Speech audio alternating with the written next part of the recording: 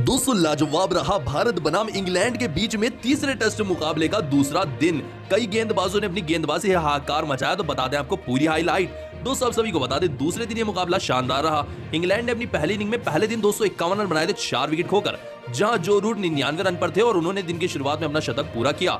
लेकिन उनके सामने स्टोक्स बुमराह की इस गेंद पर क्लीन बोल्ड हुए। दिन की शुरुआत में बुमराह ने विकेट निकाली, कप्तान स्टोक्स 44 रन बनाकर आउट हुए। फिर आए जेमी स्मिथ, इन्होंने कुछ अच्छे शॉट्स लगाए, इनका अच्छा साथ दे रहे थे जो रूट। लेकिन फिर बुमराह वापस आए और उन्होंने क्लीन बोल्ड कर दिया जो रूट को।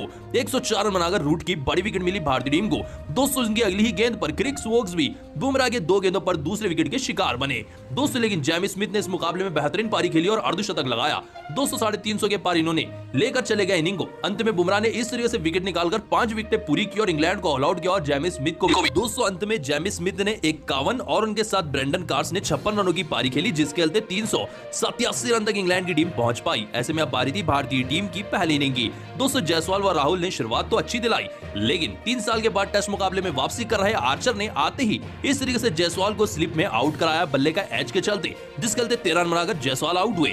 दोस्तों उनके बाद करुण नायर अच्छी बल्लेबाजी कर रहे थे, 40 रन तक पहुंच चुके थे केएल राहुल के साथ। दोस्तों तभी इस तरीके से बाहर जाती हुई गेंद पर स्टोक्स की करुण नायर एज से बैठे और स्लिप में कैच आउट हुए।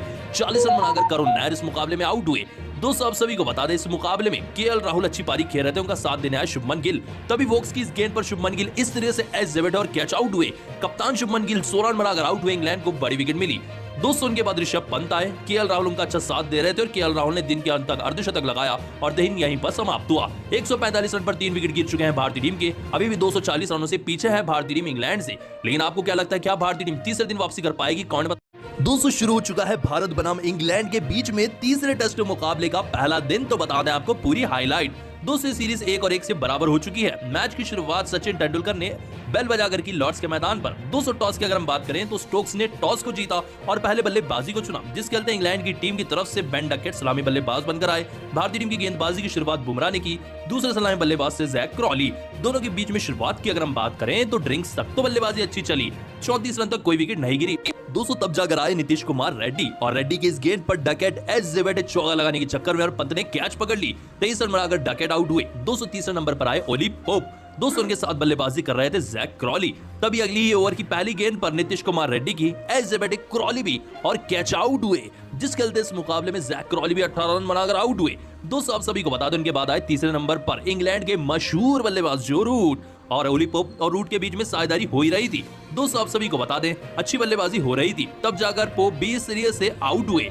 दोस्तों आप सभी को बता दें पोप आउट होने के बाद हैरी ब्रूक आए। दोस्तों हैरी ब्रूक का साथ जो रूट दे रहे थे, तब बुमराह की इस गेंद पर इनसाइड एज के चलते 11 रन बनाकर क्लीन बोल्ड हुए हैरी ब्रूक और 11 रन बनाकर आउट हुए। दोस्तों जो रूट ने अच्छी पारी खेली बुमराह के खिलाफ और अपना अर्धशतक लगाया। 210 रन पर 4 विकेट गिर चुके हैं इंग्लैंड की टीम के। भारतीय टीम की गेंदबाजी में 2 विकेट निकाले हैं नीतीश कुमार रेड्डी ने और बुमराह ने विकेट निकाली है। दोस्तों लेकिन आप इंग्लैंड की बल्लेबाजी और भारत की गेंदबाजी को 10 में से कितने नंबर देंगे, कमेंट में जरूर बताते हुए जाएं। साउथ अफ्रीका का यह बल्लेबाज लगभग 400 साल के इतिहास को तोड़ने से सिर्फ एक कदम दूर था, लेकिन फिर इस खुद बल्लेबाज ने कुछ ऐसा किया जिसे देखकर सब हैरान हुए। दोस्तों आज साउथ अफ्रीका बनाम जिम्बाब्वे के बीच में दूसरे टेस्ट मुकाबले का दूसरा दिन खेला गया था, जहां दूसरे दिन बल्लेबाजी थी साउथ अफ्रीका की। दोस्तों वैन मल्डर इस बल्लेबाज का नाम है जिनको कप्तान बनाया गया है, क्योंकि केशव महाराज इंजर्ड थे, जिसके चलते ही इस ऑलराउंडर बल्लेबाज को कप्तान बनाया गया। 200 पहली इनिंग में 170 रन बनाए थे जिम्बाब्वे ने और आज बारी थी साउथ अफ्रीका की पहले दिन की बल्लेबाजी की पहली इनिंग की। 200 पहले बल्लेबाजी करते शुरुआती 2 विकेट जाने के बाद इस पार्ट टाइम कप्तान व बल्लेबाज को आना पड़ा मैदान पर, जिनका नाम था वैन मल्डर। और वैन मल्डर ने इतनी ताबड़तोड़ बल्लेबाजी की जिसे देखकर सब हैरान हो गए। 203 शतक लगाए इस वैन मल्डर बल्लेबाज ने। 200-300 रनों का आंकड़ा पार किया और बढ़ रहे थे ब्रायन लारा के महा रिकॉर्ड की तरफ, जो कि 400 रन का था। लेकिन जैसे ये 367 रन पर पहुंच गए, इन्होंने अपनी ही इनिंग को डिक्लेयर कर दिया। जी हां दोस्तों, 400 रन का ब्रायन लारा का जो महा रिकॉर्ड था, जो आज तक कोई नहीं तोड़ पाया है, उससे एक कदम दूर थे वैन मल्डर, लेकिन उन्होंने इस रिकॉर्ड को तोड़ना नहीं चाहा। मैच के बाद उन्होंने कहा कि मैं ब्रायन लारा के 400 रन के रिकॉर्ड को नहीं तोड़ना चाहता था, इसलिए 367 रन पर ही मैंने अपनी इनिंग डिक्लेयर की और साउथ अफ्रीका की टीम काफी विनिंग पोजीशन में। ब्रायन लारा की लेगेसी को खत्म नहीं करना चाहते थे मल्डर, इसीलिए उन्होंने 367 रन पर ही अपनी इनिंग को डिक्लेयर कर दिया, वरना ये किसी भी हाल में आज 400 रनों का आंकड़ा पार करके इतिहास रच सकते थे। लेकिन दोस्तों आपको क्या लगता है, क्या वैन मल्डर को ब्रायन लारा का ये रिकॉर्ड तोड़ना चाहिए था या फिर नहीं? कमेंट में जरूर बताएं। साउथ अफ्रीका का यह बल्लेबाज लगभग 400 साल के इतिहास को तोड़ने से सिर्फ एक कदम दूर था, लेकिन फिर इस खुद बल्लेबाज ने कुछ ऐसा किया जिसे देखकर सब हैरान हुए।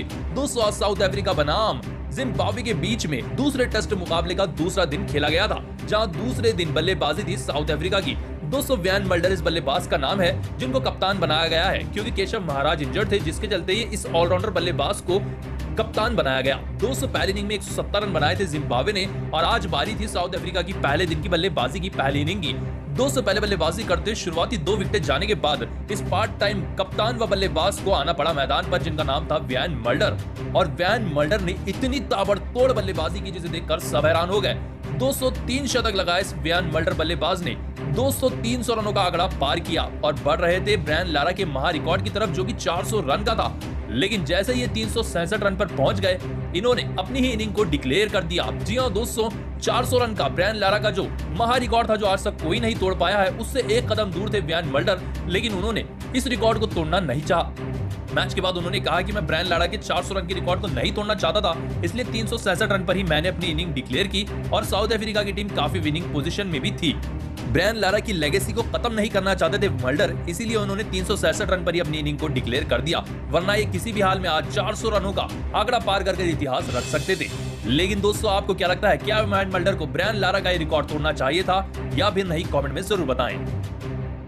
दोस्तों, इंग्लैंड की सरजमीन पर कप्तान शुभमन गिल और कोच गौतम गंभीर ने इंग्लैंड को हरा दिया है दूसरा टेस्ट मुकाबला, जिसके मुख्य कारण रहे आकाशदीप तेज तर्रार गेंदबाज। दोस्तों, आप सभी को बता दें, इंग्लैंड के खिलाफ इनकी गेंदबाजी घातक रही। इनकी गेंदबाजी को एक भी इंग्लैंड का बल्लेबाज पढ़ नहीं पाया और शतक तक नहीं लगा पाया। दोस्तों, आकाशदीप ने 6 विकेट लेकर इंग्लैंड को 5वें दिन ऑल आउट किया। दोस्तों, आप सभी को बता दें, इनकी शानदार गेंदबाजी की वजह से ही भारतीय टीम में मुकाबला जीत पाई।